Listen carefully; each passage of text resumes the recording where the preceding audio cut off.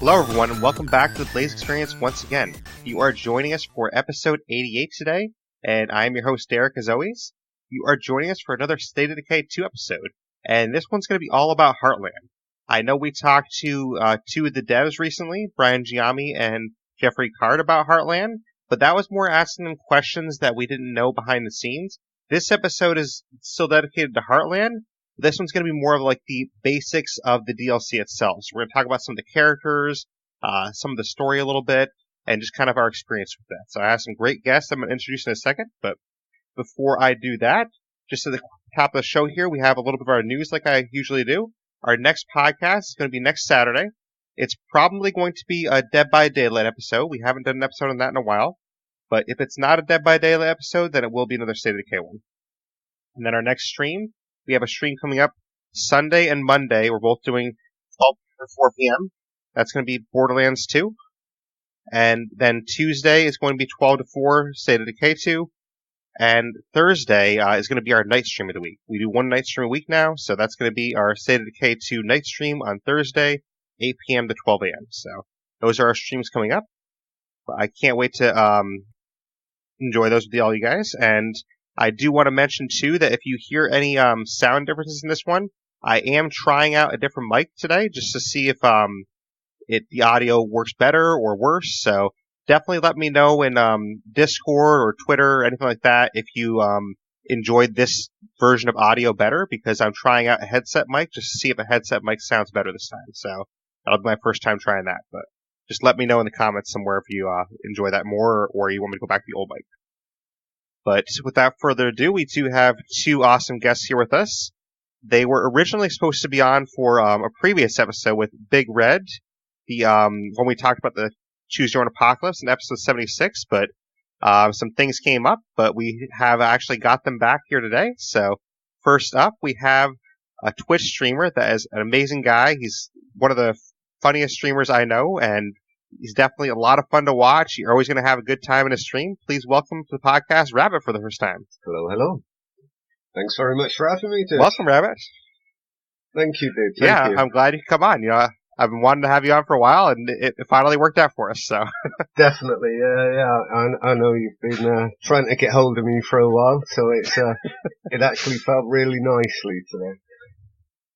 I'm glad, because I mean, that one with Big Red, we had it all set up, but I think like something happened that day for you, and hey, life happens, but I'm glad we finally got you on. Yeah. Thank you very much. No problem. But we do have another guest here with us as well, and this guest is a great State of Decay YouTuber, one of the only State of Decay YouTubers I actually trust with their content. There's some that I don't exactly trust with their content out there, but this guy does a great job with the State of Decay content. He's always very fair with his analysis, and I definitely appreciate that. So please welcome to the podcast for the first time, Mr. Stainless. How are you, Mr. Stainless? I'm doing not too bad. Thank you for the very kind words. No problem. Not everyone does as good a job with you do, so I definitely appreciate it. There's only a couple State of Decay YouTubers I really watch anymore, and you're one of them. So thank you. I do try. I'll probably mess up at some point, but at least it'll be I'll make it interesting. Exactly. Well, when you do, I'll let you know then, right? Exactly. Thank you. No problem. But yeah, like Rabbit, you're supposed to be on for that Big Red episode, but I think you had something come up too, and it all worked out. You guys are here for the Heartland DLC instead of the COIOA one. Exactly. We're here for probably what will be the best one, obviously. Yeah, exactly. Definitely a good thing to come back for. Absolutely. Which, yeah, I mean, that's kind of the first question I was going to ask you guys. How are you enjoying this DLC so far? Because I love it so far, and this is probably, I don't want to say it yet because it just came out, but I think it might be my favorite State of Decay DLC. So, Rabbit, you want to start? I'll let you go first, Rabbit. Okay, yeah. It's awesome. I mean, I was kind of speaking with you a little bit earlier. I'm getting my backside kicked right now by it. I really am. I've only ever played it while streaming, and yeah. As far as anyone else is concerned, it's because I pay too much attention to chat, which is why I keep losing. But see, at least you have that excuse. Exactly, yeah. See, Mr. Stainless can't use that excuse, so. No, this is when I die, it's because of my own stupid mistakes. Yeah. But yeah, it's definitely nice. It's so nice being able to go back to Trumbull, kind of where it all started, where lots of memories come from that game. I spent a good, 3-4 years playing that game. So to go back, especially with the new mechanics from State of Decay 2, is awesome. I'm loving it. Yeah. Mr. Stainless, do you have any first thoughts on it? Yeah, I mean, I think so for me, I kind of went between modes of like, am I going to like this? I'm not going to like this. Maybe I'll like this. Up until the point where I actually purchased it, I think it was a DLC that there was a lot of hype around, which is always like a really dangerous thing whenever things can get overhyped. But very true. Are there things about it that I think I would love to see done differently? Absolutely. But I think as a DLC, I think it's brilliant. Especially as someone who has like been complaining for more story since like day one, to even get to I think the stories that we're experiencing in Heartland are fantastic. And the bigger bases I absolutely love. There's so many things I think in Heartland that have just been like, oh gosh, I wish this was like in the main game. I wish this was what State of Decay 2 was, because this is fantastic. So I think they totally knocked it out of the park on it, and has such a foreboding atmosphere as well. Yeah, I definitely agree, and I really enjoy the story of it, and I do appreciate that it's kind of standalone. I definitely understand everyone's opinion that they want it in the base game, and they want to play that map in the base game, but at the same time, I do kind of like it as its own standalone thing. You just jump back into Trumbull and Heartland, and you get to experience that story as its own unique aspect of State of Decay, so I do appreciate it as a standalone as well. Totally. I think, I think it's one of those things where I think if we had all the mechanics that we have in Heartland in the main game, it would probably lose some of that charm that they have. It would lose some of that impact. So it's nice to kind of, if you want that extra bit of challenge, or if you want to experience that something a little bit different, you can just boot up Heartland and off you go. Right. And one thing I want to mention too is, if anyone listened to my episode with Jeffrey and Brian, it's important to note that people saying, I want you to just bring Heartland to the base game. It's not as easy as that, because some of the mechanics they have in Heartland aren't really that easily portable, because you only have one base, for example, which we're going to talk about, obviously, but having only one base, you can't just move that map over because it's not going to be balanced. In the base game, you have like 7 bases per map. So they'd have to make 6 more bases in that map. Like, it's not that easy to actually port it over easily. Totally. I think it's just another thing of, the community is extremely excited about it, which is fantastic. And that, I think that passion can just sometimes come across as, hey, let's just merge everything. Can we have this and can we have this? And it's a very passionate community, and I think it's great to see that response, even if it is sometimes probably a little bit overwhelming for the dev team. It probably is, yeah. Which, Rabbit, I'm kind of curious your thoughts on this. Do you think we ever will get a DLC that has like a new map for the base game? Because I kind of feel like at some point we will, because they did say that we're going to actually have State of Decay 2 content for a while. So I feel like some point down the road we will get at least one new map for the base game. Yeah, I agree. I feel at some point we will. Kind of the way I'm looking at it now is State of Decay 2 has pretty much done a flip from number 1. So with number 1, you kind of started with the story and then moved on into the longer game. So kind of for me, the way I'm looking at it is Trumbull Valley in number 2 is, reminiscent to the story side of it, and then you've got the main game, which is kind of what you play if you want a long game, the same or similar way that we used to do Breakdown. I think trying to replicate Breakdown, regardless of what they do, is going to be too hard. So I think what they've done with the main game itself has got enough of a feeling that Breakdown used to have. I mean, Breakdown, especially for me, that's the part that I played the most. Right. Once you've kind of done the story, Breakdown was what was left. You could mess around a little bit in Lifeline if you wanted to go all guns blazing. But yeah, for me, it's just kind of done that. It's done a flip. You haven't, or the main game now is what I'd see is Crumble Valley, and then the longer game is I'd play the normal game. I hope at some point there's going to be new maps added. How that's going to work, how it's going to look, I don't know. How easy it's going to be, I don't know. But it would be nice. Yeah, that's kind of a good way to put it, too, that they kind of flip-flopped it, because basically the first game, you pretty much started out with story at the beginning, and in State of Decay 2, they kind of, put the story in later with this, so there wasn't that much story, unless you made your own story, which I appreciate doing, but I realize, not every player, likes to make their own story, so something like Heartland is actually a good opportunity for players to get in there and experience a little bit of a story themselves. Mm-hmm. Yeah. What about you, Mr. Stainless? Do you think we'll ever have a new map at some point in the game's life? I mean, I think that's always the hope. I think probably the entire community would all agree that another map would be fantastic. I think it just comes down to, I guess, what the map would be. I think if the devs were simply just to add a random map just for the sake of adding a random map, I feel like it would be a little bit hollow. Whereas if they added a map that was somehow linked to the story or the kind of overall lore, or there was some form of I know a lot of people have asked for a city map. That's what a lot of people seem to want. Yeah. I mean, a city map could be cool, but at the same time, I could see that being incredibly claustrophobic.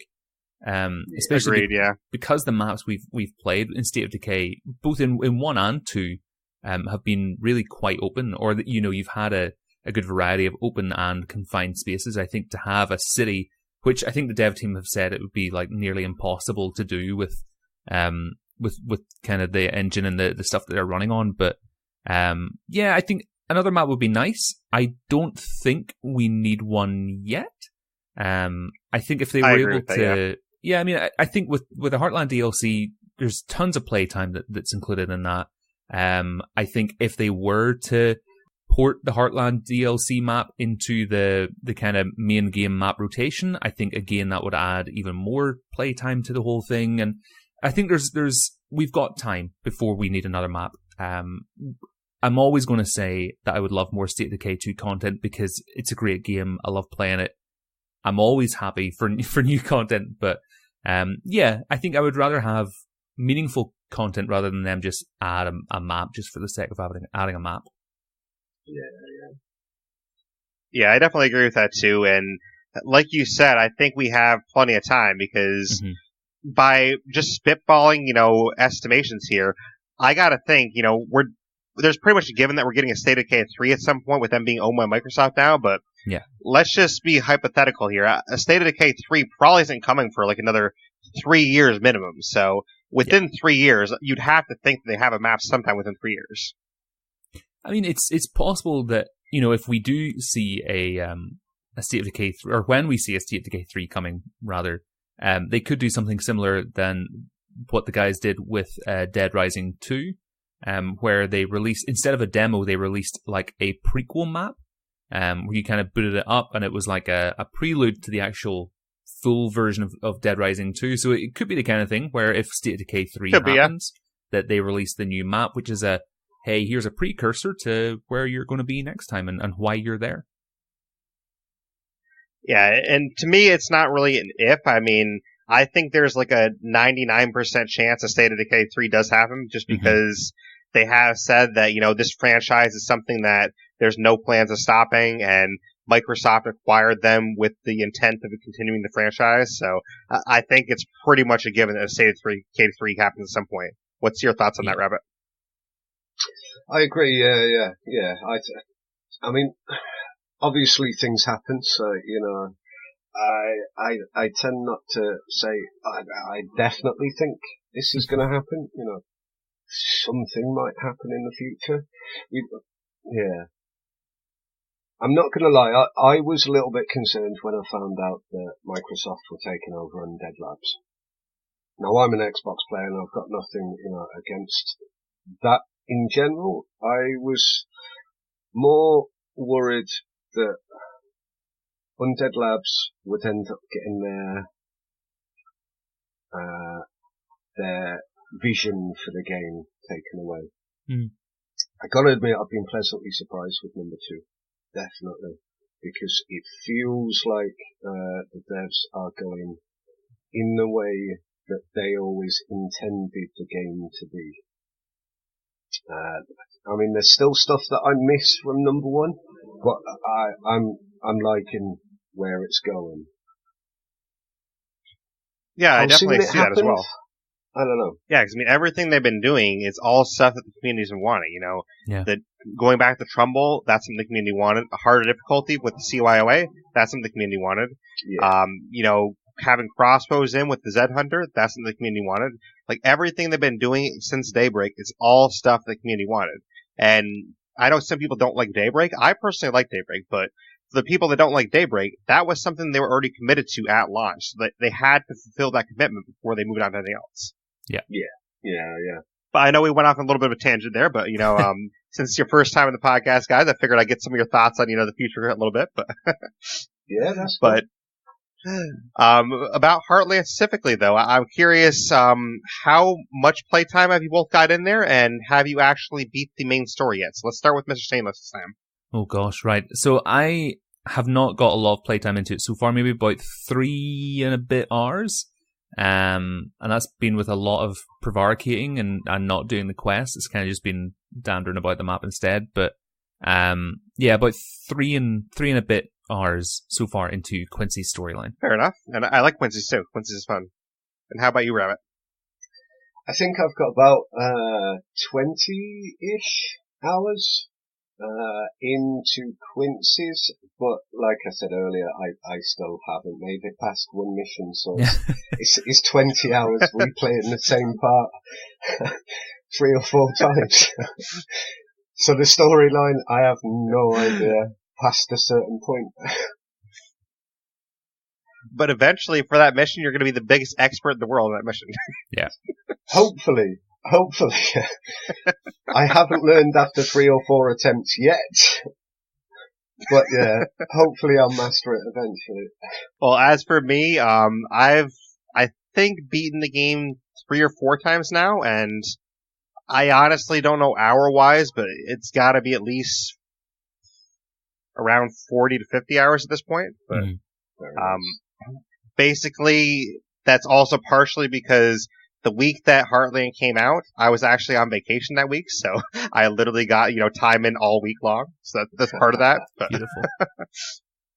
So, which it wasn't planned, by the way. I basically took that week off for vacation for E3. I'm like, all right, I'm just gonna relax, you know, check out some E3 content, see what games are coming out. Oh, Heartland's coming out. Well, I guess I'm playing Heartland all week instead.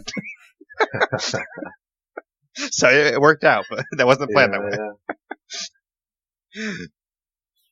But I don't know if both of you got a chance to notice this yet, and if you made it this far in the story, but there's some parts of the original map that aren't accessible, and as you go through the story, you find out why. So I thought it was really interesting. You know, I won't spoil too much, but like you get to certain bridges and stuff like that, and you find out, oh, I can't go any further. Yeah. When I first opened the map and saw that there was parts missing, I've got to admit I was a little bit disheartened.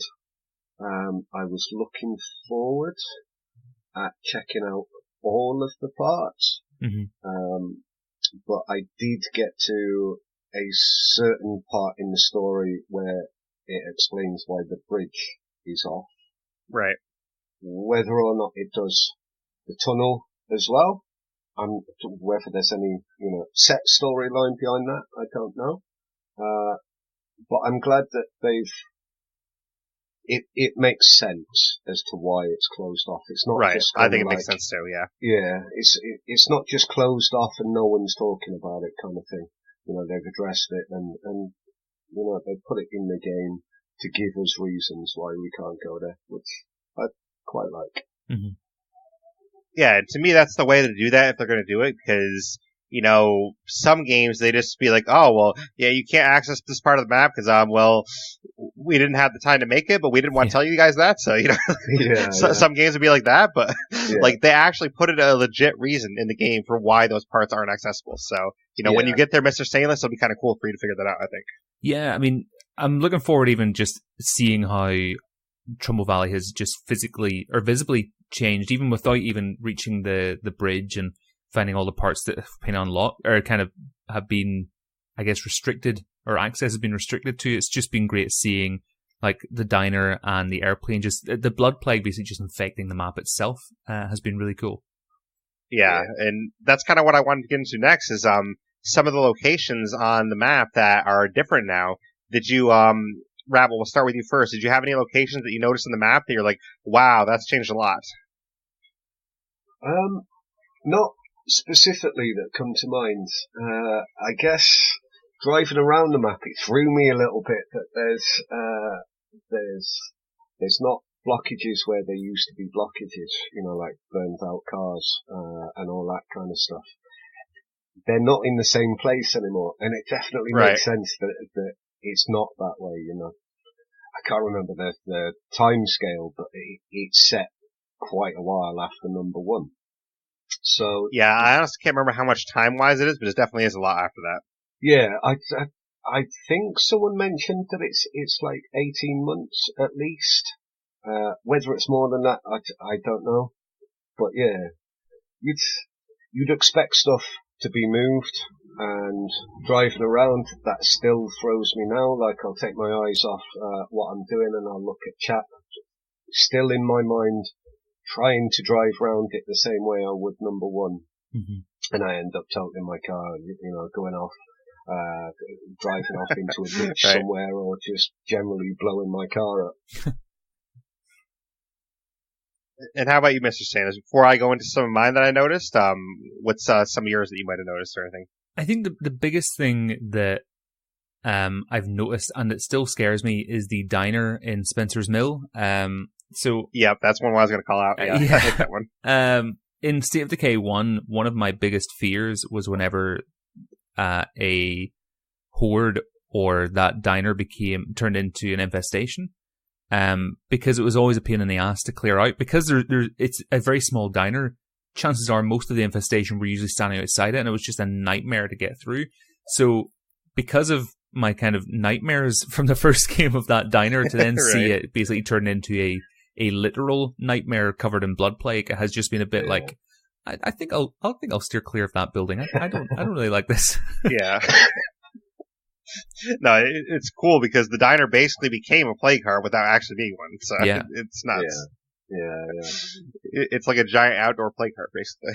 Yeah, I mean, I do love the plane as well. I've been meaning to go and do kind of like a very close inspection of it, but just seeing how the blood plague has been evolving and growing, and I guess turning into its own living entity has been nice. Because there's almost areas of the plane where it looks like it's like the blood plague is building walls out of itself. There's just some really interesting things going on with that, and I was gonna say because you haven't made it far enough to know what plague walls are yet, have you? No, but I'm sure I hear there's something called the Gauntlet or something like that's here that the devs have been talking about, and there's lots of death. I think that I will be experiencing very soon. And how about you, Rabbi? Have you actually figured out what plague walls are yet, or are you stuck at a part before that? I've seen them. I've seen bits. As bad as it might sound, if any of my friends are streaming it on Twitch, I'm just not watching. I will, I'll log in, I'll say hello, and then I'll just go. Just because for my own stream, because State of Decay is my main game that I stream, I want all of my reactions to be, as real as possible. So I'm just not watching. I've been there. I've seen it. I haven't been inside yet. Yeah. That's fair though. I mean, I didn't know if you at least got to maybe the plane one that Mr. Tam was talking about, but yeah, that's the first one you see at least, but. Yeah. I got up to the plane one. I still haven't completed that bit. I ended up getting swamped, I think, by, a couple of plague jugs. And I just got in my car and drove away. Did not care about anyone else that was stood with me. I just literally got in my car and left. But yeah, I haven't made it past that mission, but I've made it to the explanation of what's going on. Okay, at least you got the explanation, please. So Yeah. I don't want to scare you though, Rabbit, but that's the easy plague wall. So yeah. The more and more I hear about the gauntlet, the more I'm just like, I'm just happy living at the T-Rex place. Yeah. We'll just stay there, ignore the rest. We've got our little corner all sorted. As long as I don't get a siege, I'm just going to live here from now on. Yep. Yeah, I won't spoil it for either one of you how bad the gauntlet is, but the first time you see the gauntlet, you'll probably be a little scared. So yeah. It's fun though. Trust me, it's fun, but it's definitely not for the faint of heart. But some of the other locations I want to mention real quick are the church is a pretty cool location to visit, which I'm sure you both made it far enough in the story to check that out because that's pretty early in the story. The church is definitely looks more run down and stuff. Yeah. And I don't know if either one of you checked out the factory yet down in Marshall, but the factory looks so much different, and it's just completely blown out, basically. Oh, I was actually looking forward to going and checking that place out, but I haven't you can still search containers there and stuff, so you can still search stuff there. But when you get in there, it's like, wow, this is a factory. Like, are you sure it's a factory? I think I've yet to head down to Marshall. I've kind of just been purposefully trying to stay away from anywhere where there's built-up areas where there may be plague hearts and plague jugs, and anytime I hear a plague feral, I just scream and go back home and save the game and log out, so it's not been great. Yeah, well, I'm glad you mentioned Marshall, too, because, basically all of Marshall is just Plague Central, essentially, is what you consider. Basically, down in Marshall, there's pretty much not many areas that are safe from plague, so it's plague everything everywhere. I'm not looking forward to that. Yeah. I won't obviously spoil too much about Marshall, but it's definitely an interesting area. I think for me, possibly one area that I wish they'd have done some more with, would have been the Death Shed. I don't know if everyone calls it the Death Shed, but it's at least what I call it, and a lot of people who watch me. It's that little warehouse at the back side of the trailer park, just near the starter church. Oh yeah, I remember that area. And it used to be it used to be one of the hardest areas whenever you went there, or at least for me and people I watched, it was kind of like, if you were going there, if you had a mission there, take a character you didn't mind losing. It was just so difficult. But then, I don't know if that's just something that I noticed, whether it was everyone noticed it, that it just seemed to be a harder area. So, yeah, I guess if it is just something that I notice and that the people, I kind of watch and played with, noticed, then I can see why it's not in there. But yeah, I wish there was certain areas that a little bit more was done there. Yeah, that's fair. I think you're always going to have areas like that where you're like, oh, well, they could have done this maybe, or they could have done that. But, I do appreciate what they did with some of it at least. And I don't know if you've seen yours yet, Rabbit, but there's definitely some cool Easter eggs there. So indeed, yeah. I've seen I think someone's mentioned a post-it note as well, possibly, and I've seen my graffiti dotted around. I still haven't. I'm not even sure if my weapon is in there. I keep talking about a weapon, but I'm not sure if it actually came in with Heartlands yet or not. If it has, no one's found it, or at least no one's told me that they found it. But I haven't seen it yet, so it'll be obvious when someone sees it. But again, I'm not even sure if that's in yet. It was just something that Brant mentioned to me that's going to be happening. He kind of mentioned it months ago. That's one of the cool things about the devs for this Undead Labs team, though, is they actually take the time to, honor the community like that and put all the Easter eggs in there, because I found so many Easter eggs from people. I'm like, oh, I know him. Oh, I know her. I know her too. It's really cool. It's like, wow, there's so many people I know that you can just see here. And I don't know if you've seen a lot of the Easter eggs yet, Mr. Stainless, but if you go to Spencer's Mill at the gun shop, on the side of that building, you're going to see a lot of graffiti there with a bunch of us. And Rabbit and I are both there on the side of that building. Yeah, I mean, it's something that I noticed the devs had been doing even in the main game, kind of running up to release. So it's been cool the way that they kind of immortalize community members in that way, which is pretty awesome. Definitely. And, literally all throughout, I won't spoil all of them, but all throughout the map, you can find like different Easter eggs and stuff. Like the Gauntlet specifically, there's some really cool ones at the end of the Gauntlet as well. So it's kind of some cool homages there. But one of you did mention the Blood Plague Ferals a little bit. So you guys want to talk about how these nasty guys are different than the regular Ferals? I just hate them. I just hate them. I'm trying to remember the mission. I think I had to go and find like scrap or something. I can't even remember. It was like one of the early missions with Quincy, and we were out in parts, like probably 25 parts.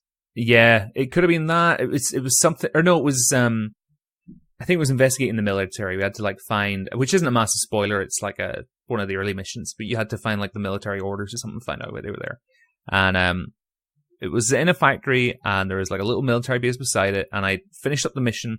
On the way back to Mr. Santos, I thought, you know what, I'll just stop by this military base and get some supplies. It doesn't hurt to have a couple extra grenades.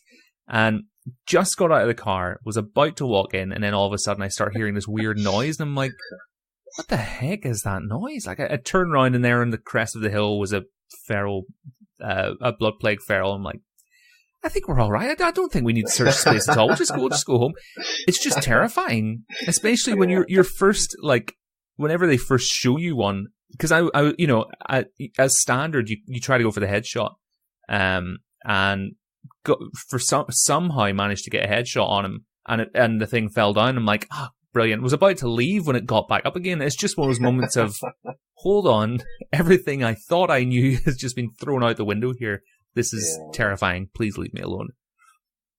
Well, see, it's funny you mentioned the headshots there, because this is the story that I was waiting to tell you guys. So, basically, Heartland release day, I was on there, right at release. Pretty much as soon as they announced it, I was starting my download. I got on there. I was streaming all night that night, and I didn't even know that Undead Labs was actually going to be doing a stream that night, like a special stream, to talk about it. Which, if I watched this special stream, I probably would have known this, but I was actually streaming myself, and I had no idea they were streaming. So I was getting in there. I was, having some fun. I killed that little feral at the beginning, but, you kill that feral so quick at the beginning, you don't really realize what's going on as much. Yeah. And basically, I went to Spencer's Mill, and I forget exactly what I was doing. I think I was just looting some stuff, I was looking for guns, different things like that, and I come across the feral. I'm like, okay, let's take on this feral. And I lost a character, and I lost Helena. Oh. So then I go back with Malik and Quincy. I took Malik as a follower. I'm like, all right, that feral killed Helena. He's going down. We're killing this feral. He's ours. So we go back there, we find the same exact feral, and I actually lost Malik as well. Oh, gosh. To the same feral. So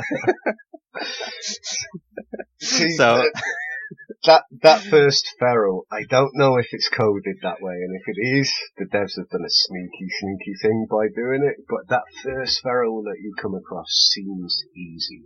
It does. It seems easier, yeah. I don't know what you're talking about. Into... I find it really tough to kill. It could have been my fear. I could have my hands could have been shaking, and just leave me alone. But yeah. Yeah. But see, my experience was I found it really easy, and I was kind of like, nah, these guys aren't too bad. And then the next one I saw just absolutely annihilated me and the person that was following me. Yeah, and I didn't even get to why this all happened yet. You guys are going to laugh at this, but basically, even Quincy almost died, but I ended up getting out of there, so I technically had one character left alive at least, so I didn't lose my whole community, but the reason why I lost both of these characters the same feral is because, stupid me, I didn't realize that you had to headshot them. I kept shooting with body shots. No. I didn't even know that. That's really important to know. Yeah. So, because, being an Xbox player, I don't have this, crazy awesome PC aim that all you guys have. So at being an Xbox player, my philosophy is, well, if I shot in the shoulder, I still shot it. That's good enough for me. Yeah. So that's my philosophy as an Xbox guy. But, with these ferals, you can't actually do that anymore because these blood flake ferals, you have to break the cap on the top of their head and then you have to headshot them again to kill them. Yeah. And I had no idea of this, and basically, during that stream, I think it was Undead Brant, he came into my chat, and he's like, oh, you got the headshot though. I'm like, seriously? you couldn't come by to my chat, like, half an hour ago after all these shots I put into their body? So yeah, I'm literally like jumping on rooftops, like trying to shoot them. I must have put so many bullets and crossbow bolts into that one feral, and it still never occurred to me that I had to headshot him. So I don't know what I was thinking, but and that's why I kind of blame the fact that I started like right at the start of the DLC, because if I had watched that Undead Lab stream that night, I probably would have known that going in, but I was streaming during that stream, so I'm like, oh, okay, just take out the feral, shoot him. Well, he's not dying. Like, and I was starting to think, like, are these ferals invincible? Like, did they make invincible ferals? Like, they can't die or something? Yeah. So I lost 2 characters within my first hour to 2 hours, and I almost lost my entire community. But luckily, Quincy survived, and I ended up beating that playthrough with just Quincy alive, and then I got some other characters afterwards. Gosh, nice. But yeah, I thought it was really funny, and I still kind of kick myself for that because, something should have clicked in my head. I should have known, but hey, it is what it is. It happens. Yeah. I definitely like the fact that the fear of ferals has come back with these guys. Because ferals used to be the one that I hated the most in number 1. In the base game, I don't know, ferals felt manageable. It didn't matter if a feral attacked you. So the fact that these plague ferals are seriously bringing the fear back, I'm loving that. Absolutely loving it. Yeah, the ferals are the only thing I fear anymore. I mean, even juggernauts, like, if you're really in a jam, you can usually run away from a juggernaut, like, most cases, so. Yeah. But ferals, you can't even run away from them. They just chase you down. Yeah. I mean, ferals, you basically have to try and, like, get on top of a ladder or something, and even that sometimes doesn't work anymore, because the ferals can actually jump on some containers now, so. Yep. So you think, like, oh, okay, I'm on top of this container, I'm all safe. Wait, oh, the feral's up here too? Damn it, run. But in addition to the ferals, we also have some blood plague bloaters and screamers as well. Have you guys run into a lot of these? I've come across a couple of the screamers, but not up close. The bloater I have, though, I didn't know that there was a bloater in the area, and obviously it detonated. And I mean, I guess detonated is the right word. Yep. But and then I just saw, obviously, you see all the kind of blood plague stuff is the best way I can use to describe it, just in the air. I thought it was a glitch. So I was like, it's probably nothing. I'll just walk through this, and yeah, there you go. I think that was a nice touch, though, because now bloaters are even more deadly. We've all had those friends in our games that are like, super bad drivers. They never notice the bloaters when they're driving. They run into bloaters all the time. Now, if you have that bad friend run into a bloater, basically your entire car almost has blood plague. Yeah. Which I don't know if you've done that yet, Rabbit, but a couple of times I've, accidentally hit a bloater while driving. It's like, oh, shoot. I have, yeah. I've lost someone because I drove through 2 bloaters. Oh no! Jeez. They cannot. Your characters can now die in the car. Oh.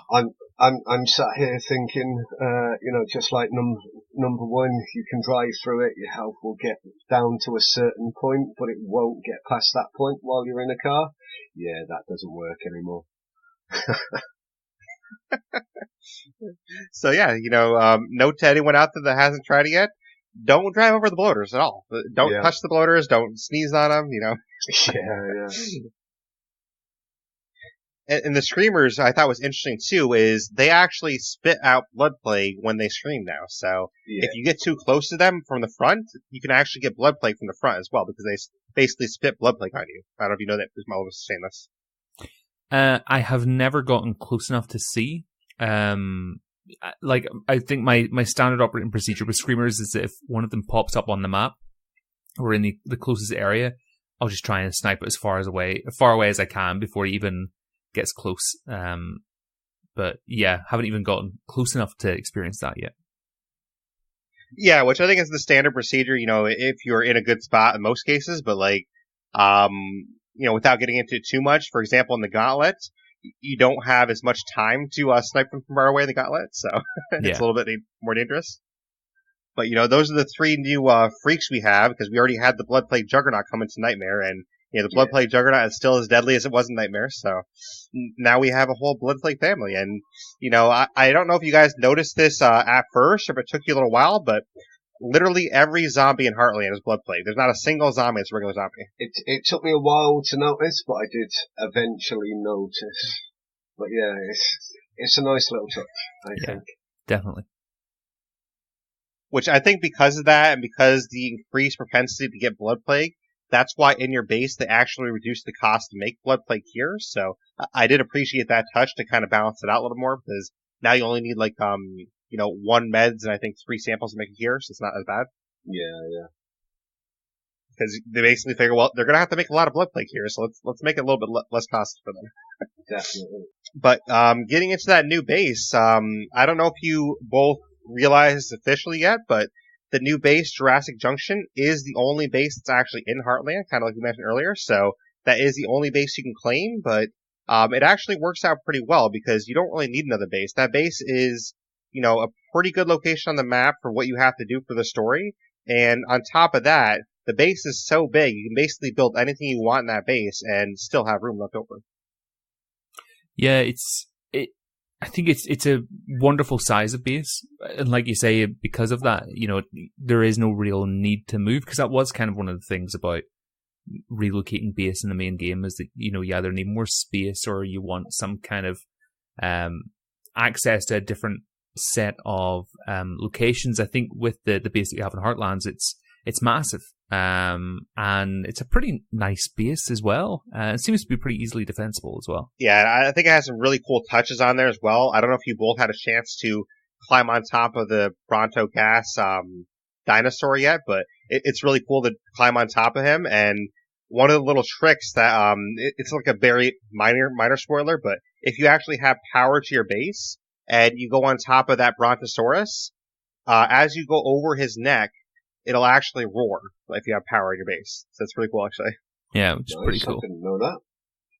Yeah, so as long as you get power to your base, if you go over his neck, he'll actually roar every time. It's kind of cool. Well, I know what I'll be doing when I load up. Yeah. I thought it was a really cool touch. When I first heard it, I'm like, wait a minute, did that dinosaur really just roar? Like, seriously? I thought it was such a cool touch, yeah. Yeah. But one of the things I really appreciate about the new base is they really revamped everything, because this is the only base in the map. So, when I was talking to Brian, who is one of the Undead Labs designers that kind of worked heavily on the bases in the game, he actually had a chance to really hone in his energy and focus on one base in particular. With the other maps, he had to kind of spread it out, make sure all 7 bases were kind of balanced. With this base, he didn't have to focus on that as much, and he could really focus his energy on making it more unique. So, there's so much different about this base than the base game bases. Like, you have new facilities, you have facilities that don't exist anymore. Like, for example, technically we don't have a workshop anymore, but the functions of the workshop actually got rolled into other areas. And, technically the forge doesn't exist anymore. What the forge did do, you can actually do in a different area now. So I thought it was really cool how they worked all that around, and we don't have some facilities anymore, but the stuff you could do in those facilities are now located in other facilities that are new. Yeah. It's this.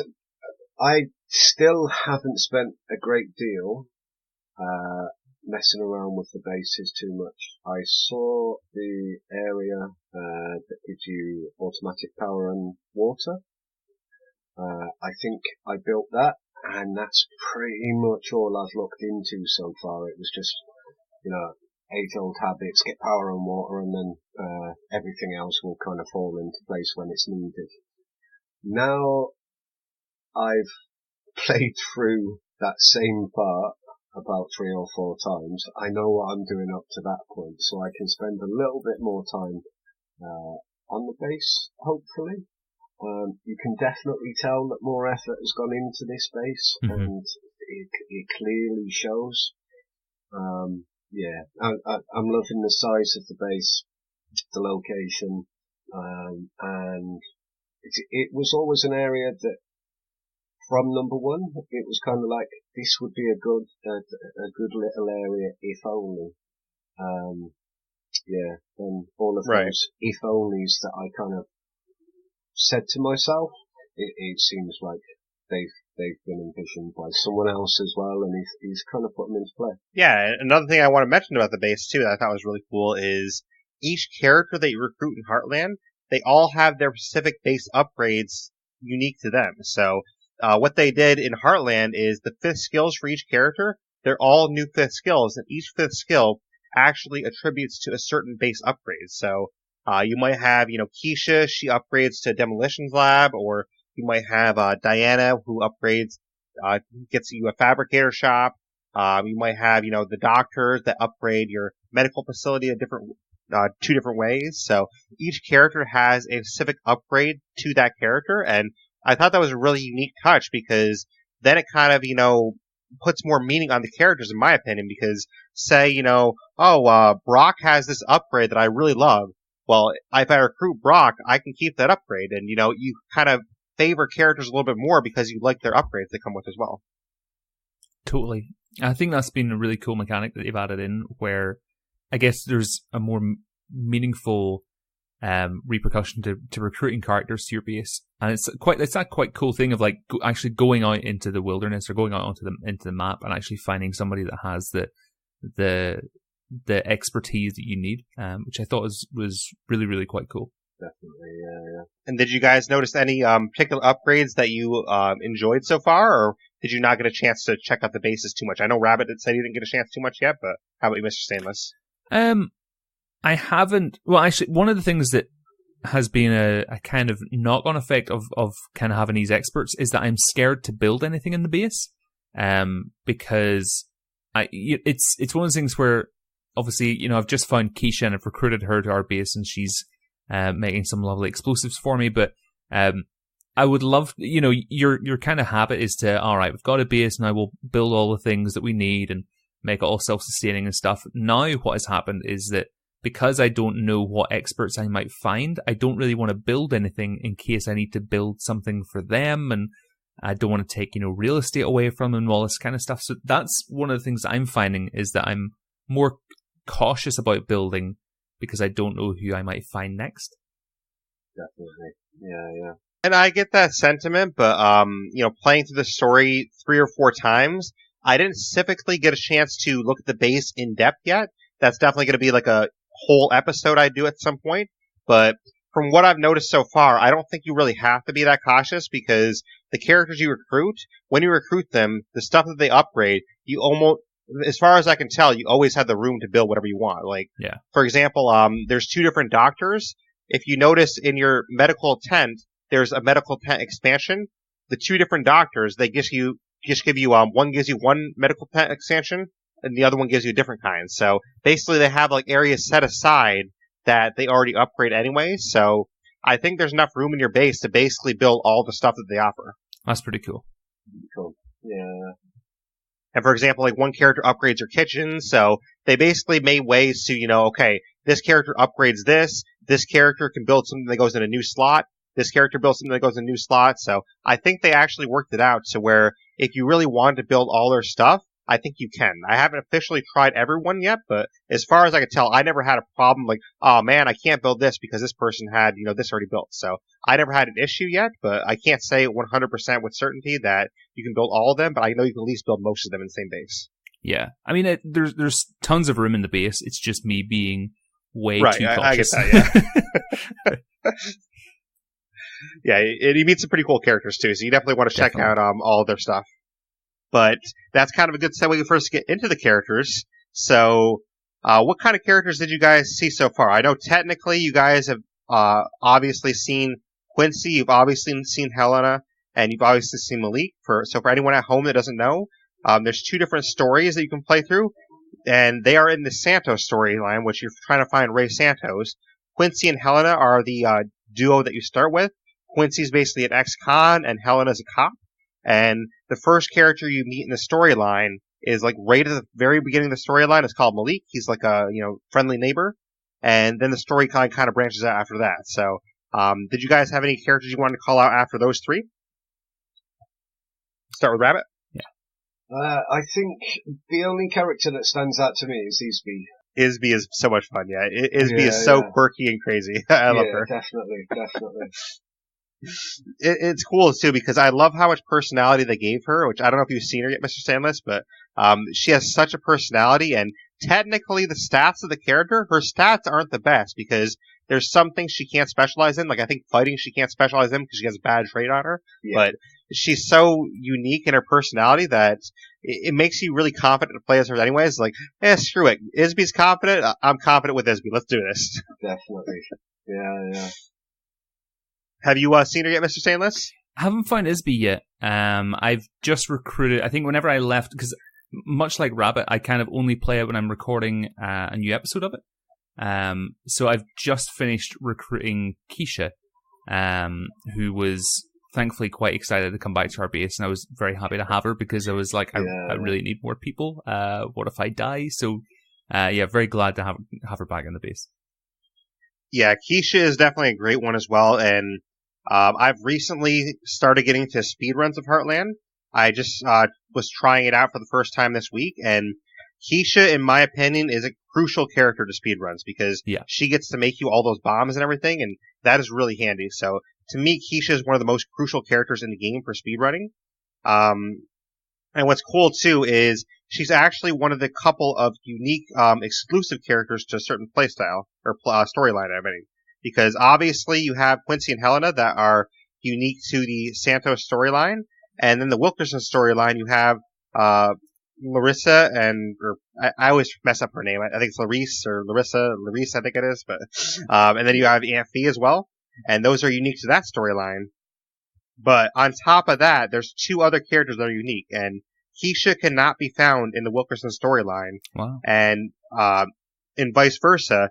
In the Santos storyline, you can never find a character named Brock, because Brock is exclusive to the Wilkerson storyline. So I thought that was really interesting how they have two other characters besides the starting ones that are kind of like unique to that storyline. So if you really get liking Keisha, or if you really start liking Brock, then you'd have to play that storyline to have that character. I thought that was pretty cool, actually. That is pretty sweet. Yeah, definitely. And I think they did it that way, too, because how Keisha upgrades the Demolitions Lab, Brock basically has a different type of upgrade there. So he upgrades that same spot, but he just has different things that are available there. Like, I haven't used Brock as much, but I believe he can make, like, Willy Pete's and stuff there, so it's pretty cool. That's pretty sick, actually, yeah. But on top of that, there's some characters that you can obviously recruit as part of the main storyline. Like, for example, I don't think you both got there yet, but there's a character named Captain Logan towards the end part of the storyline that you can recruit. But there's also characters that you can actually miss, and I really appreciated how they have characters in here that if you don't recruit them fast enough, or you don't do the mission that they want you to do, you can actually miss recruiting those characters. And Isby, for example, is one of those characters that you could technically miss. She's technically a side character. Oh, okay. Yeah, it's quite a cool mechanic, which is, again, it's something you kind of see happening in Dead Rising, almost to a much tamer degree, where in Dead Rising, if you don't complete, you kind of there are complete missions that can just pass you by, but the game doesn't tell you that there's a mission there. It's just kind of on your own kind of impetus to find all these things. But I guess it gives you, especially with State of Decay 2 here, with the idea of having side characters and characters that you can miss, it does give you that encouragement to go back and play through it so that you can find those characters and manage to, for the completionists, Absolutely. I guess, out there, it does add a lot of really cool playtime onto it. Yeah, and I'm glad you said that too, because actually each character in Heartland, there's an achievement for recruiting each character in Heartland, so you get an achievement for each one of them. So It makes sense to actually go back and make sure you recruit every character at least once. And I like how they put an achievement in all of them. That way you gotta get to use them all. Because, for example, there's a couple of characters that are probably the easier ones to miss. Technically, the way State of Decay's missions work, you get the mission to pop up on your stream, but we all know how, sidetracked we get in the game, and especially the character named Diana. Diana's a super easy one to miss, I think, because at the point Diana comes up to possibly recruit her, I was already so focused on like doing other things in Marshall that I really didn't pay any attention to it. I'm like, oh, whatever, it's probably like some kind of food mission, who cares? Like, so I didn't pay attention to it. And Diana is actually the only character I missed in my first playthrough, so I had to go back through the second time and recruit Diana the second time. That's kind of cool. Yeah. And the other easy one to miss, I'd say the other easiest one is Chavez. He's actually a red talent character, so he's the only red talent character you can recruit in Heartland, and he's pretty easy to miss as well. Yeah, I think I came across Chavez by accident. I think I just happened to be driving out that way. And ended up realising that there was a marker, like you said, getting completely engrossed in the game. Exactly.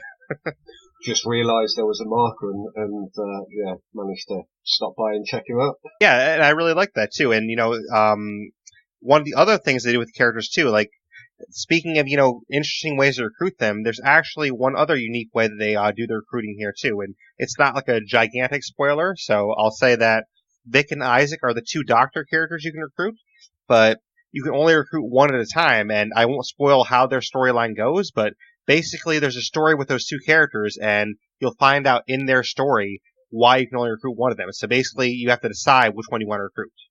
So then you basically have to play through twice if you want to recruit both. Yeah. Which I don't know if you guys met Vic and Isaac yet, but they're you meet them like closer to Marshall, basically. I've done their starting mission. It's quite a cute little mission. Finding out some backstory. I've done the starting bit. That's it. Yeah, I haven't met them yet. Okay, so at least you got like a little bit of introduction to them.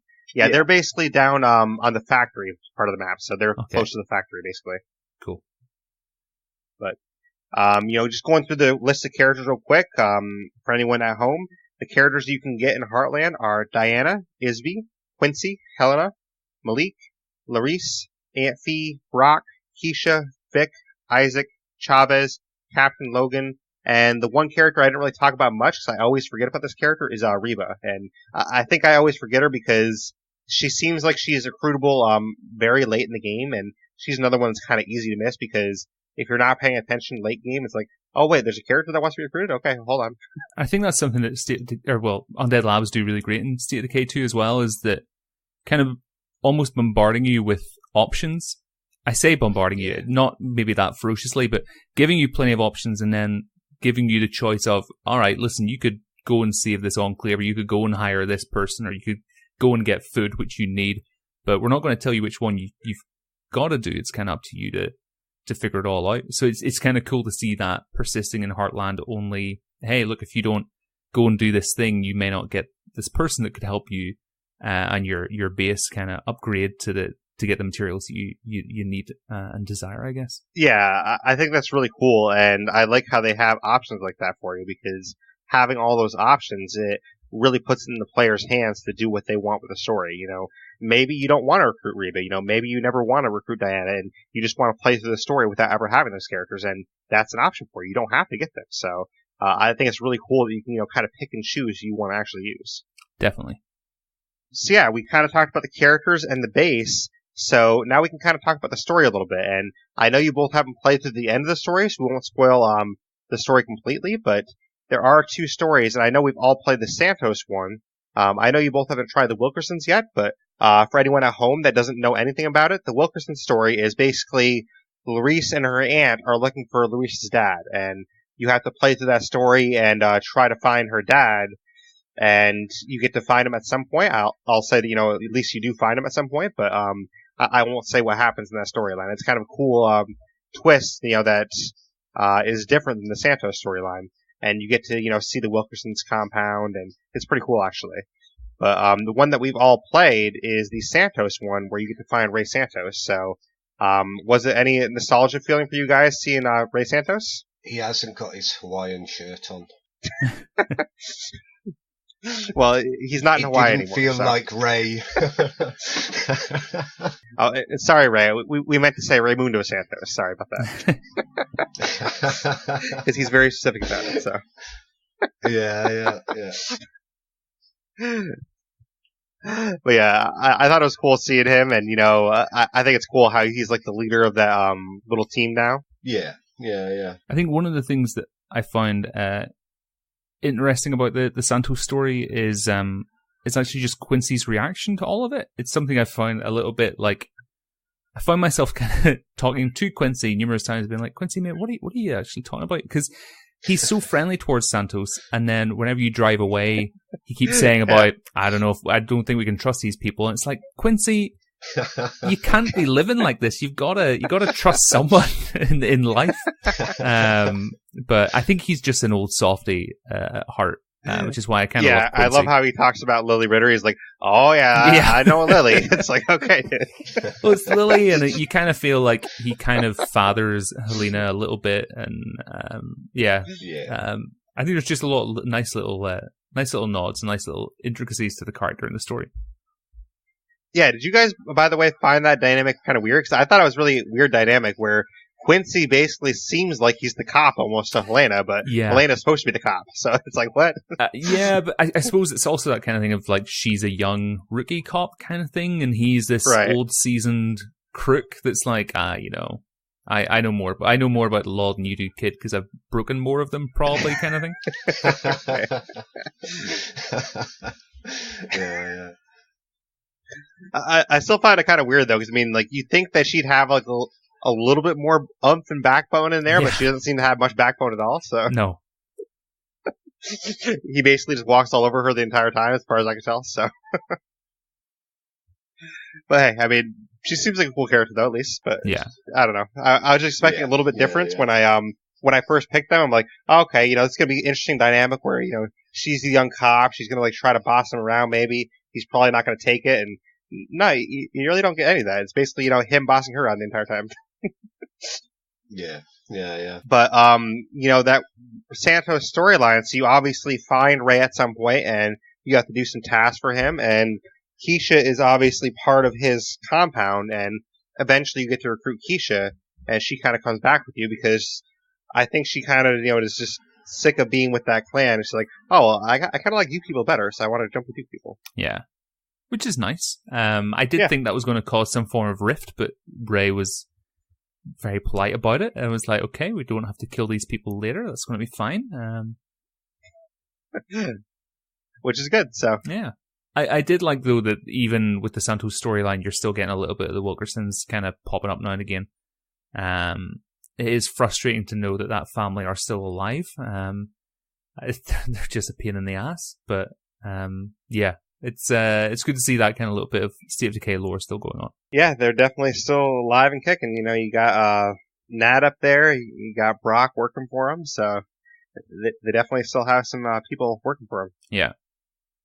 And then, of course, you have the new blood. Larice and Aunt Fee are basically joining in. They're like, oh, hey, we're Wilkersons too. So,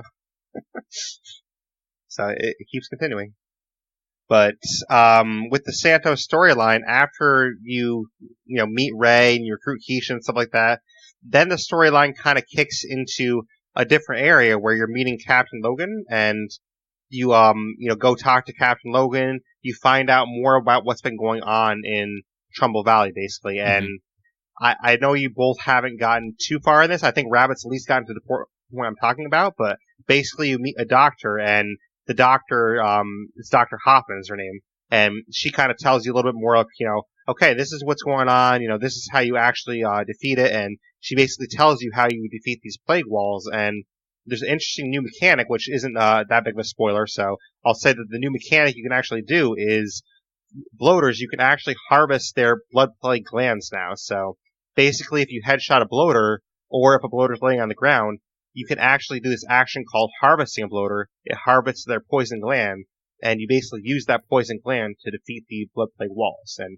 I won't say exactly how all that works yet, but I thought it was a really cool new mechanic they put in there that actually changes the game up. That is pretty cool. But yeah, I think it's a really cool mechanic, and I definitely enjoy that mechanic because it adds something different to the game that they didn't have before, especially with the blood plague walls too.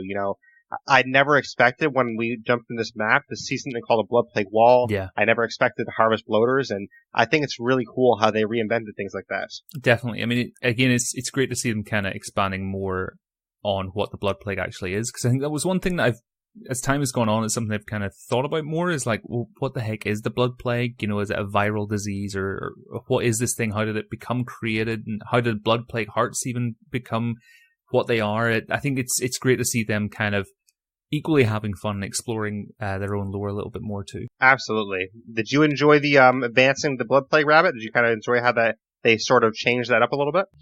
Definitely, yeah. I like the fact it's getting a lot more explanation, kind of describing it a little bit more. Yeah, I'm enjoying it. Yeah, same here. And I won't say what the cliffhanger is exactly, but basically at the end of Heartland altogether, there's like a small cliffhanger in there that kind of has you wondering, like, ooh, where is this story going to go next? So it's kind of a cool like little nod to the future, and hopefully you guys get to experience that soon. But basically after you beat all of Heartland, it's like, oh wow, you know, what are they going to do with this information now? Definitely, yeah. So I definitely enjoyed that too, because, you know, unlike the base game, when you end a legacy, it's like, okay, you know, I'll just jump back in, play another legacy. But this actually has a story to it. So when the story ends, it has you wanting more. It has you wanting the next chapter of that story, whatever that means, you know, because it has you wanting this cliffhanger resolved. Like, oh wow, what does this mean? Which is really cool. Definitely. And I'll look forward to you doing a video on that when you find out, Mr. Salis. There will be plenty of rumors, don't you worry. Yes, exactly.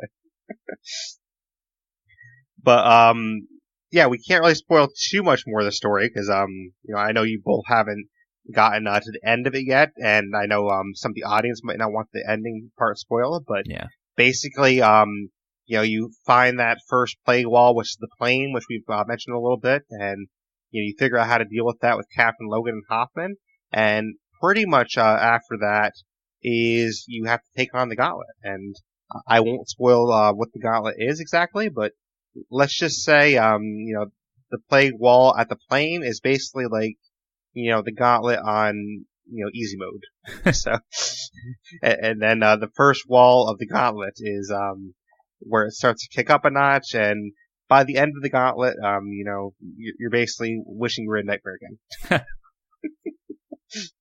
So it's definitely pretty fun, honestly.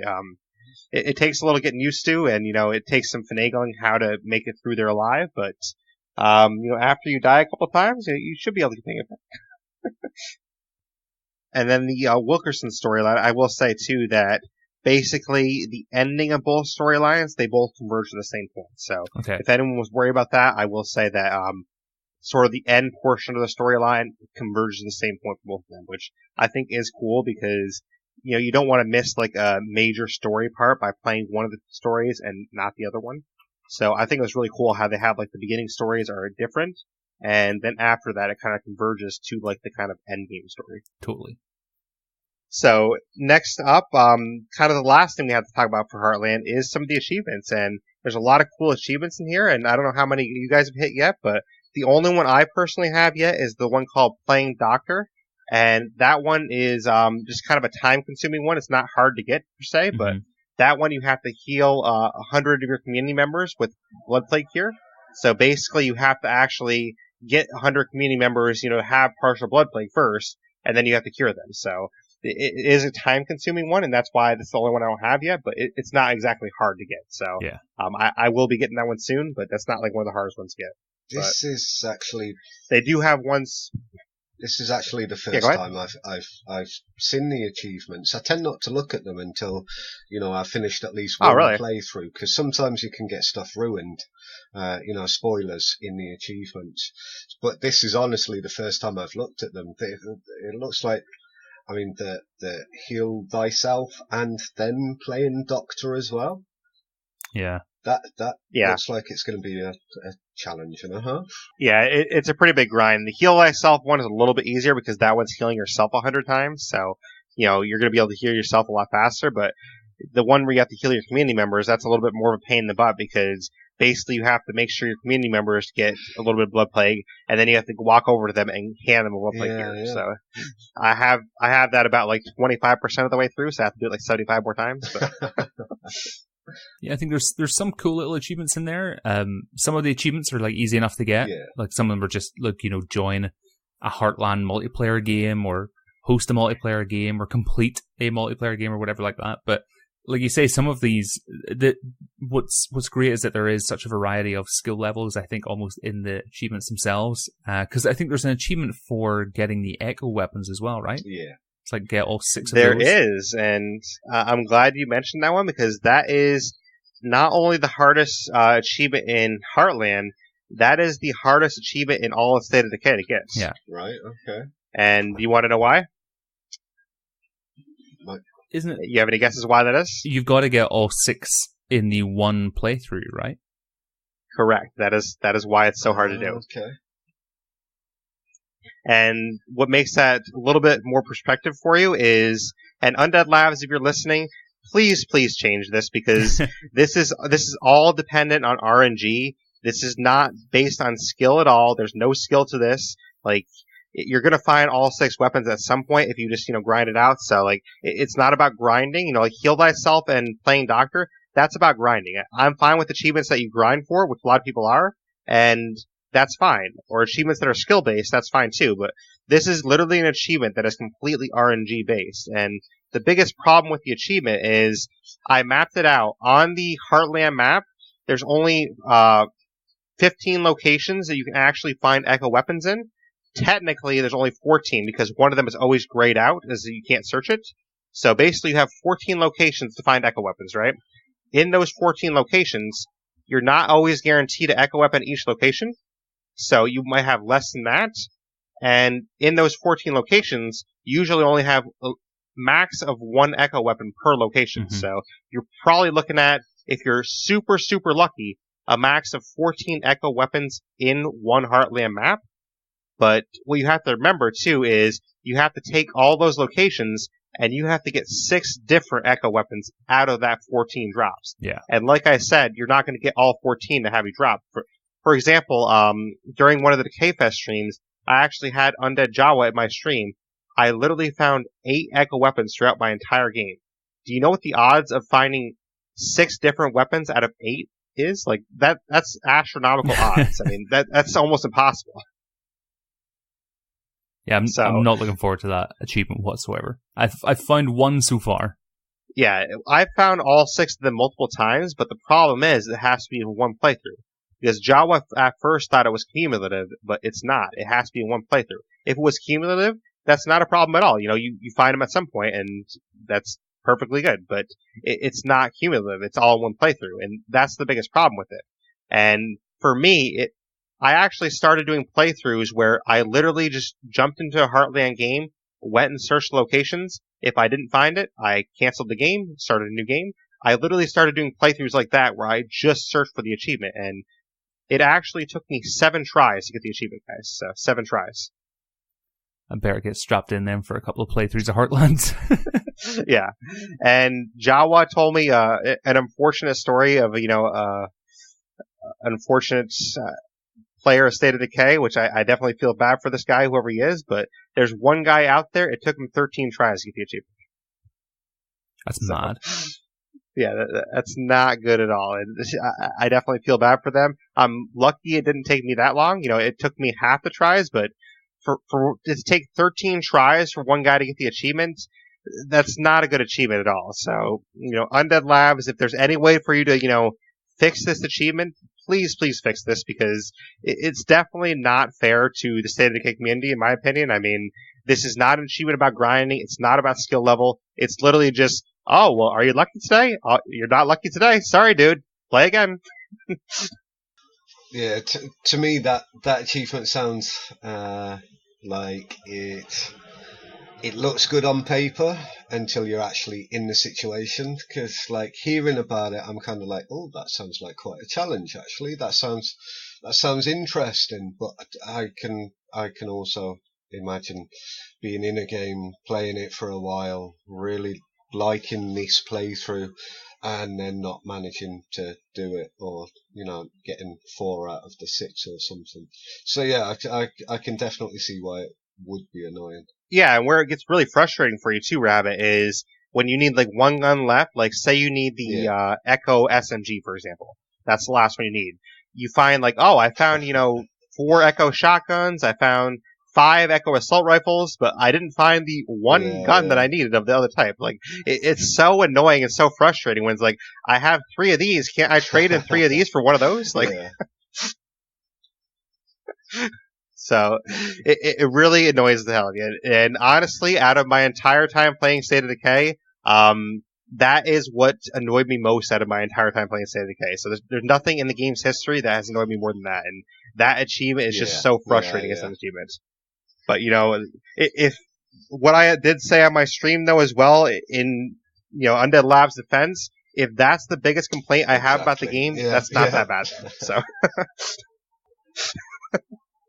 I mean, there's definitely worse things to complain about. So, in the grand scheme of things, it's not that bad, but it is a big frustration, though. But there are some other cool achievements, too. One of the ones that I think is a lot of fun to do is there's one where you have to do 10 Cleo attacks, what I call them, where you have to call in a Cleo drop, and you have to go through 10 Cleo drops. And I think this is a really fun one because you have to have Isby to do it, so you have to use her to get the Cleo facility. And I did mine right in a row, and I would recommend doing that when you guys do this because it's actually a lot of fun that way to just do 10 Cleo drops in a row because it feels like you have a non-stop assault on your base where you do a Cleo attack, okay, get the drop, do another one, get a drop, and it really puts a toll on your characters and it really kind of tests your I haven't skills made it past the first siege yet, mate. Give me a break with 10. Yeah, I was about to say the same. It's like I don't want my whole community to die.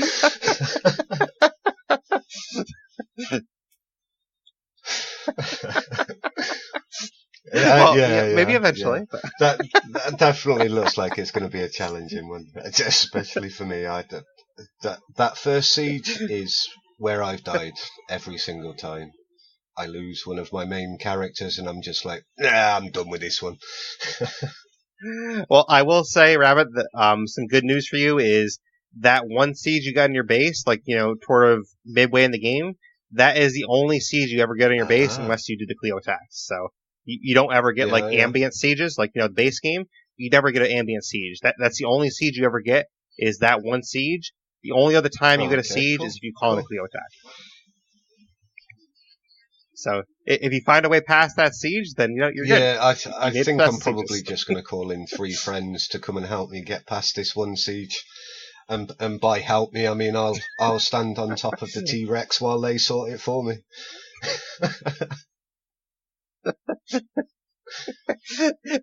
Just watching from below. Oh, there's this guy. He's killed the Juggernaut. My excuse can be that they're not using their Heartland characters. Yes. So you're like, see, they have all these non-Heartland characters. It's the Heartland characters, guys. That's what it was all the time.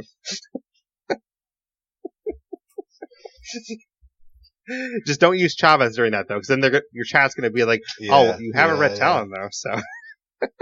So just make sure you're not using Chavez at that time. But I already said that, recruiting all the characters are some of the achievements, too. We have the, using hundreds of the cures on each of your different types, on yourself or your community members. There's a fun little, sort of small skill-based one that is killing 10 or more enemies with a single Plague Buster, which I know Mr. Stainless hasn't seen what these are yet, but basically this is a new mechanic that, involves those bloater glands. And basically you have to use a Plague Buster to kill 10 or more enemies with a single throw. So it's kind of a cool little achievement. It's not that hard to get, but it's kind of one of those, fun skill ones, I say. Yeah, it seems like it would be a good thing to do in those Cleo drops. Definitely. Yeah. Definitely. And I will say that besides the Echo one of the other achievements that I think is going to be one of the harder ones for a lot of people to get is you have to destroy 20 Plague Walls in Heartland, which I will spoil at least that there's not 20 Plague Walls in one map. So basically you have to, play multiple times or join your friends' games and take down a ton of walls. So that is going to be one of the ones that is a little bit hard for some people to take down. But that's like the main gist of the achievements. The only other ones we didn't really talk about too much is there's some ones for crafting certain things, which are pretty easy. And there's ones for killing specials, like, kill 25 blood jugs, kill 25 ferals, things like that. So most of the achievements in Heartland aren't too difficult. I would say the top 2 most difficult are the Echo achievement, just because it's completely RNG based, and then the one for killing all the Plague Walls, because, killing that many plague walls, it is going to take you some effort to do that. But, that's all we have for the achievements. And, I think we pretty much covered all of Heartland has to offer without, spoiling the end game story and stuff. So, I will say that the Gauntlet is definitely going to be tough for, if you're a new player. So, Yeah. I would probably recommend if you're like a brand new player to the game listening to this, I would probably play, the State of Decay base game first, get used to the base game, because jumping into Heartland, it's kind of like, State of Decay base game on steroids. So, you definitely want to get used to the base game first. But, Mr. Stainless, we'll start with you first. Do you have any final thoughts on Heartland? I think it's just great to see new content. It's great to see such positivity coming out of the community around it. And yeah, I just can't wait to see the next piece of content I think that the devs have for us. Yeah, same here. I'm really looking forward to what they have next, and we'll see what it is. I mean, maybe we'll get some weapon packs, or maybe we'll get a new mode, or who knows what they have cooking. But they have something cooking, and I can't wait to find out what it is. But Rabbit, how about you? You have any final thoughts on Heartland? I'm just really enjoying it. There's still some spots that I kind of want to go around and check out. It's nice to get back to Trumbull Valley, where the game all started. It's there's so much that the devs have done with this that is just awesome. It's nice to be back. I'm looking forward to seeing as well, where this is going to go with State of Decay 2 itself, but also future games as well. Yeah, same here. I'm really looking forward to see what they do with this, and even the Heartland storyline itself, because, like I said, there is a cliffhanger at the end of that, and I'm really curious to see, what's going to happen with that, because I think they do plan on, giving some resolution to that at some point, but, they haven't made any promises or anything, but I would, hope at some point we get a resolution to that, so whether that's, soon, or whether that's like State of Decay 3, we get a resolution there, but it's a really cool cliffhanger at the end, and I can't wait for you guys to experience that. So, let me know when you experience that, guys. So I want to hear your thoughts on it. And I'm sure Mr. Sanders will do a video on it for us. I'll be able to watch his thoughts there. I'll be doing 20 videos on it. Yes. One for each of the plague walls you have to destroy, right? Absolutely. All right, this was Plague Wall 1, guys. This is Plague Wall 18. Hey, I'll be making like 20 tutorials. Got to get that ad revenue in, Exactly. But yeah, just to reiterate some of our news from the top of the show for anyone listening, my next podcast is going to be next Saturday, likely on Dead by Daylight. For streaming, we have Sunday, Monday streams, 12 p.m. to 4 p.m. for Borderlands 2. On Tuesday, we have a State of Decay 2 stream, 12 to 4. And then our night stream for the week is going to be Thursday, 8 p.m. to 12 a.m. for State of Decay 2 as well. But, signing off here, Mr. Stainless, how can people find you if they want to find you? So they can find me on youtube.com/Mr. Stainless 001 or twitch.tv /Mr. Stainless 001. And do you stream on Twitch a lot? Because I actually didn't know you streamed on Twitch. Yeah, I haven't been able to for a few months now, but I am now thankfully back streaming again. Nice. That's good to know. Yeah, because I didn't even know you were on Twitch streaming, so I knew you were on YouTube, but so that's good to know. So, and Rabbit, how about you? Where can people find you? Rabbit with an underscore at the end. It and is, two yes, T's I as always well. forget Just make about sure the people two know that. T's. So. In my mind, it just looks normal with two T's. Yes. But yeah, Rabbit, two T's with an underscore. Yeah, I don't want people to be like, "Where's Rabbit? Yeah. I can't find him." So. But just to help people as well, I will include both of your links in the show notes too. So if you guys want to find those links, they'll be in the show notes. Just click them in there. You'll be able to get right to these guys. Awesome. And no problem. And definitely, check them out. Subscribe to Mr. Stainless and give Rabbit a follow, because I know it's different vernacular there for the different platforms, which I think they should all get on the same, vernacular. But hey, it's weird because, subscribing on Twitch means something totally different than subscribing on YouTube. Yeah. So it's really... I mean, you bring a YouTube person over to Twitch and they're going to be like, oh, subscribe? Okay, oh, wait, that costs money? So... So I think that's something they should definitely get on the same page with, but we'll see if they ever do that. But thank you guys for being here. And people, if you want to find me, then you can find me via streaming on mixer.com/Blaise XPerience. You can find me on my Twitter or on my Xbox gamer tag with at Blaise XPerience. And that's going to be capital B Laise, capital XPerience. And it's spelled the same way for Mixer as well. You can find me in Discord. That will be in the show notes. So just jump in the show notes, check out my Discord. I always post my streaming stuff in there as well. Twitter and Discord are the easiest ways to reach me.